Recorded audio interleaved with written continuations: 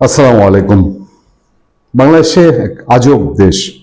এই দেশটাকে কখনো এখন বলা হচ্ছে যে এটা আমেরিকা চালাচ্ছে। ইউনূস আমলে সেরকম খুব জোরালো আলাপ আরো বেশি ছিল। এখন সে ফরহাদ মাজারের মতো লোক বলছে যে এখনো এটা আহ, আমেরিকাই চালাচ্ছে। সেই রেজিম চেঞ্জ আমেরিকা করেছিল, তারাই এখনো এই দেশ চালাচ্ছে। ফলে আমি কয়েকদিন আগে আপনাদেরকে বলেছিলাম, যখন নাহিদ ইসলাম আওয়াজ তুললো যে ডক্টর ইউনূস জুলাই সনদ করে দিয়ে ঘরে বসে আছে, তাকে রাজপথে আসার আহ্বান জানাচ্ছে, এবং রোজায় যখন ইউনূসের সাঙ্গপাঙ্গরা ইফতার পার্টি করে, আমি একাধিক আলোচনায় আপনাদেরকে বলেছি এই ইউনূসের অন্য কোনো ধান্দা আছে। ইউনূস যে চুপ করে বসে গেছে এর কোনো ভিত্তি নাই। এ আসলে ভেতরে ভেতরে এখনো খেলার চেষ্টা করছে। জনপ্রিয় রাজনৈতিক বিশ্লেষক,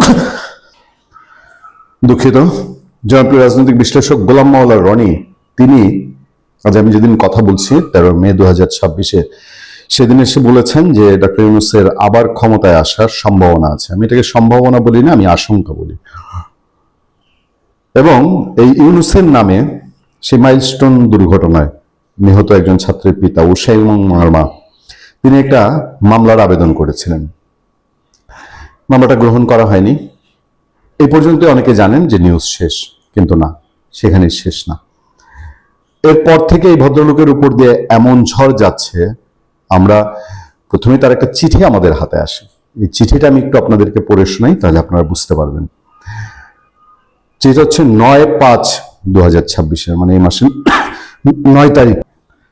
এ মাসের 9 তারিখের চিঠিতে এই উসাইমুন মারমা লিখছেন, আমি নিহত উকাইয়া ইয়ং মারমার পিতা উসাইমুন মারমা মাইলস্টোন ট্র্যাজেডিতে বিমান দুর্ঘটনায় মারা যায়। তাই আমি বিগত 7/5/26 তারিখে আমার ছেলের বিচার চাইতে চিফ জুডিশিয়াল ম্যাজিস্ট্রেট কোর্টে মামলা দায়ের করি, কিন্তু মামলা গ্রহণ করে পরে খারিজ করে দেন।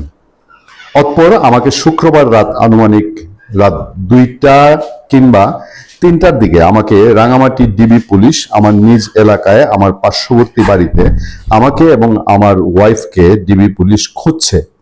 তাই আমি এখন নিরাপত্তাহীনতায় ভুগছি। তাই জাতির কাছে প্রশ্ন রইল, মামলা করাটা কি আমার অপরাধ? সেই জন্যে আপনারা আমার পাশে থাকবেন, আমি এই আশাবাদ প্রত্যাশা করি।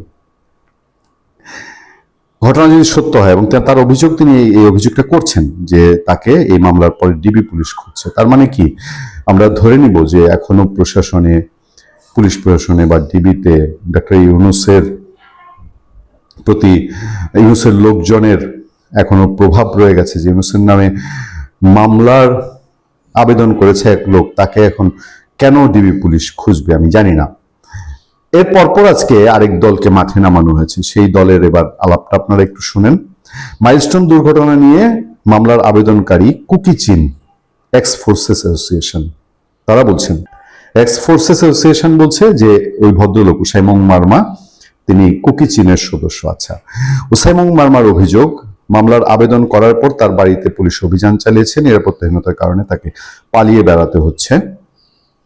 ঢাকায় উত্তরায় মাইলস্টোন স্কুল অ্যান্ড কলেজে বিমান দুর্ঘটনায় অবহেলার অভিযোগ তুলে সাবেক অন্তর্বর্তী সরকারের প্রধান উপদেষ্টা মোহাম্মদ ইউনূস, বিমান বাহিনী প্রধান সহ 16 জনের বিরুদ্ধে মামলার আবেদন করেছিলেন, যিনি সেই উসাইমুন মারমাকে পাহাড়ের সশস্ত্র সংগঠন কুকি চীন ন্যাশনাল ফ্রন্টের সদস্য আখ্যা দিল x forces association.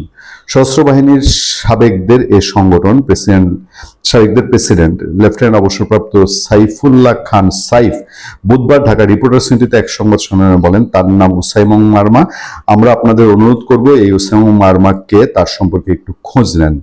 উসাইমুন Marma milestone school and কলেজে বিমান দুর্ঘটনায় নিহত শিক্ষার্থী উক্কো সাইং মারমার বাবা।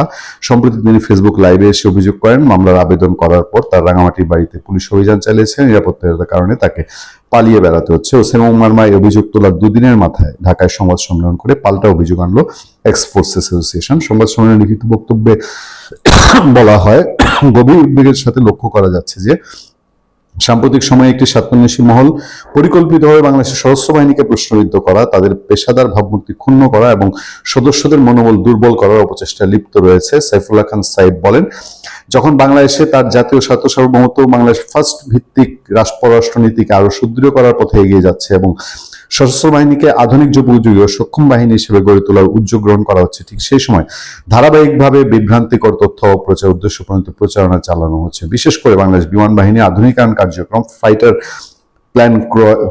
প্ল্যান ক্রয় এবং নতুন তথ্য প্রযুক্তি নির্ভরতা সক্ষমতা অর্জনের উদ্যোগ সামনে আসার পর থেকেই একটি গোষ্ঠী বিমান বাহিনীকে বিতর্কিত করার অপচেষ্টায় সক্রিয় হয়ে উঠেছে।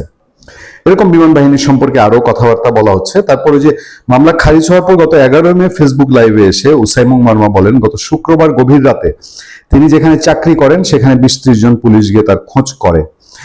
আমার নিজ গ্রামে, আমার নিজ বাড়িতে, আশপাশে প্রতিবেশীদের বাসায় পুলিশ আমাকে তল্লাশি করে খুঁজছিল যে আমি আছি কিনা। কেন? প্রতিবেশীরা জানতে চাইলো কেন? যে বলল ওনার নামে ওয়ারেন্ট আছে, ওই ওয়ারেন্ট যেহেতু আছে আমরা ওনাকে ধরতে আসছি আর কি।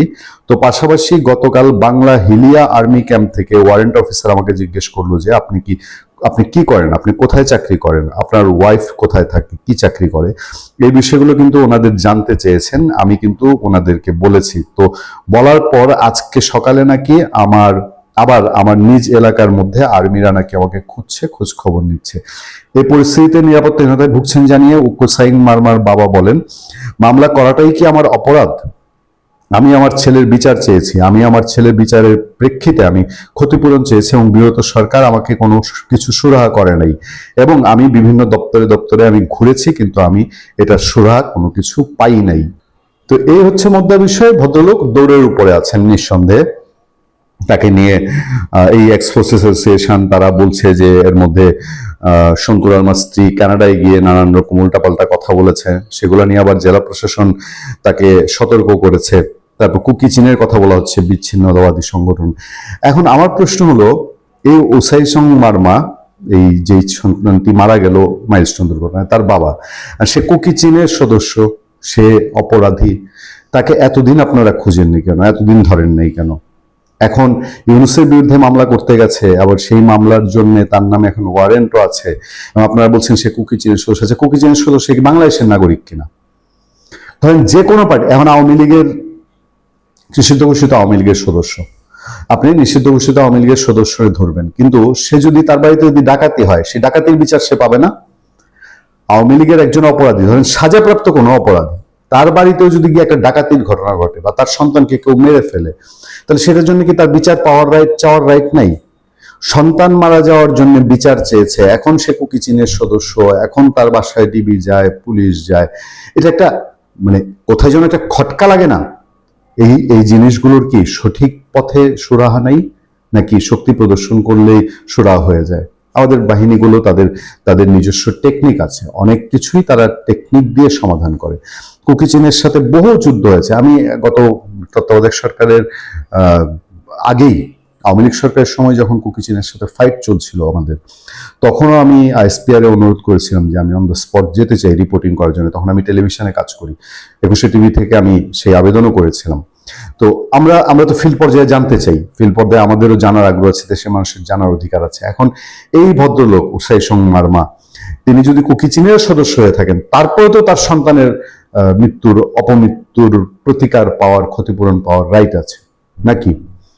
ভালো থাকবেন, সুস্থ থাকবেন। আপনার সাথে আমি আতিক রহমান, পূর্ণিয়া।